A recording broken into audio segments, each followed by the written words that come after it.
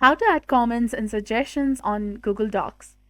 Hi guys, welcome back to our channel. Comments and suggestions in Google Docs are similar, but there are some differences. You have to first open your document and then click on the share button at the top, highlighted in blue color.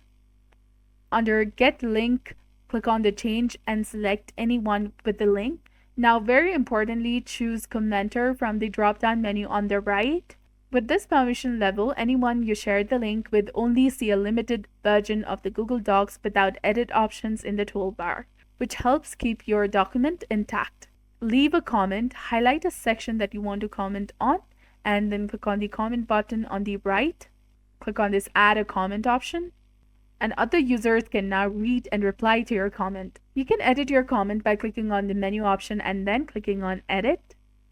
To share a link that goes directly to your comment, choose Get a link to this comment. This is useful if there are comments in this document. You can approve comments by clicking on the blue check mark, and approved comments are archived at the top of the screen.